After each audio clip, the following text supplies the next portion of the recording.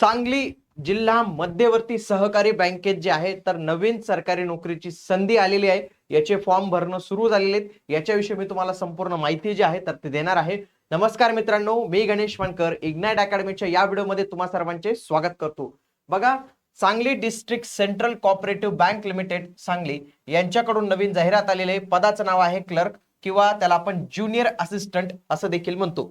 याचे अर्ज सुरू झालेले आहेत. अर्ज हे 24 जून पासून सुरू झालेले आहेत. किती?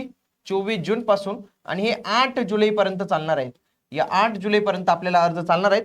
आणि त्याच्यानंतर जेव्हा परीक्षा असेल त्याचे 7 ते 8 दिवस आधी आपल्याला हॉल तिकीट पाहायला मिळणार आहे. ही पूर्णपणे ऑनलाईन परीक्षा जी आहे तर ती होणार आहे.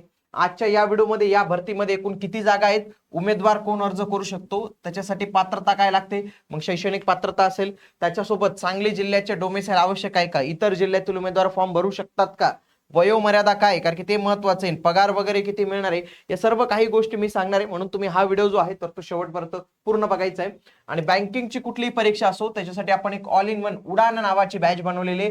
IBPS, SBI, RBI, RRB, insurance, कुठलीही परीक्षा असेल त्याच्यासाठी आपली ऑनलाईन रेकॉर्डेड बॅच जी आहे तर ती अवेलेबल आहे, ज्याच्यामध्ये टेस्ट, सर्व लेक्चर्स, सर्व काही तुम्हाला अवेलेबल मिळणार आहे. आजच इग्नाइट अकॅडमीचं ऍप्लिकेशन डाउनलोड करून तुम्ही ही बॅच जॉईन करू शकतात.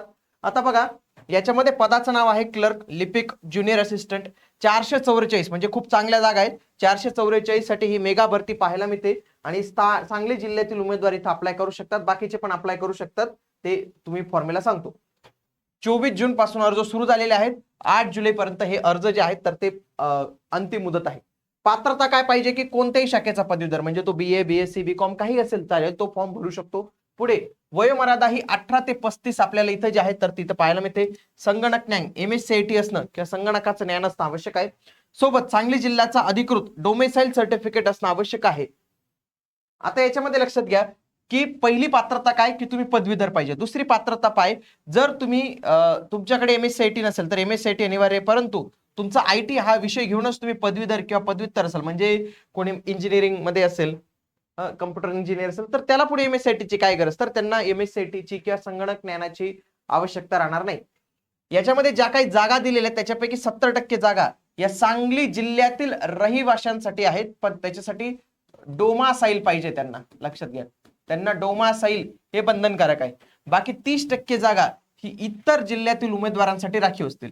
समजा या 30% जागा नाही भरल्या गेल्या, इतर जिल्ह्यातील उमेदवारांनी एवढे अर्ज नाही केले, तर त्यावेळी मात्र तुम्हाला पुन्हा सांगली जिल्ह्यातील उमेदवारांमधूनच तुमची जी आहे तर ती निवड इथं करण्यात येणार आहे. अर्ज शुल्क जर पाहिलं तर मूळ आहे 1000 रुपये, 180 रुपये त्याला GST, अशी 1180 रुपये तुम्हाला सर्व प्रवर्गांसाठी समान फी ठेवलेली आहे. इथं काय असणार आहे, 12 महिन्यांचा प्रोबेशन पिरियड असणार आहे, ज्याच्यामध्ये तुम्हाला 22,000 रुपये स्टायपेंड मिळेल. आणि त्याच्यानंतर तुम्हाला कायमस्वरूपी बँकेत जी आहे तर ती नोकरी इथं मिळणार आहे. निवड प्रक्रियेचे जर टप्पे पाहिले तर 2 महत्वाचे टप्पे आहेत. पहिल्यांदा तुमची एक ऑनलाईन परीक्षा होणार आहे, जी इंग्रजी आणि मराठी अशा दोन्ही भाषेत असेल. त्याच्यानंतर तुमची मुलाखत जी आहे तर ती इथं होणार आहे. आणि मुलाखत आणि पहिली परीक्षा त्याचे गुण एकत्र करून तुमची अंतिम निवड होणार आहे. परीक्षा केंद्र आपल्याला किती दिले बघा, सांगली, कोल्हापूर, सातारा, पुणे एवढंच दिले. परंतु जी काही मुलाखत होणार आहे, मुलाखत फक्त सांगलीमध्येच होणार आहे. बाकी जी लेखी परीक्षा होणार आहे ती आपल्याला 4 जिल्ह्यांमध्ये इथं पाहायला मिळते. निगेटिव्ह मार्किंग पण असणार आहे. 1/4 इथं निगेटिव्ह मार्किंग जे आहे तर ती असणार आहे. परीक्षा पॅटर्न काय असणार आहे लक्षात घ्या. सहकार या विषयाशी संबंधित 20 प्रश्न असतील, 20 गुण, 20 मिनिटं तुम्हाला मिळतील.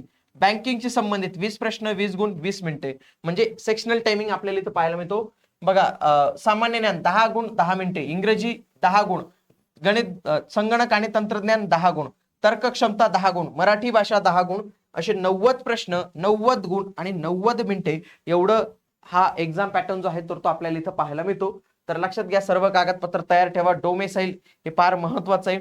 90 गुणांची परीक्षा, त्याच्यानंतर मुलाखत, आणि मग तुमची निवड जी आहे तर ती होणार आहे. आणि बाकी आपली बॅच जी आहे तर ती अवेलेबल आहे, सर्व लेक्चर्स अवेलेबल आहेत, तर ते देखील तुम्ही पाहू शकतात. इतर काही अपडेट्स तुम्हाला पाहिजे असेल तर मला कमेंटमध्ये नक्की कळवा. भेटूया पुढील व्हिडिओमध्ये. तोपर्यंत जय हिंद, जय महाराष्ट्र, धन्यवाद.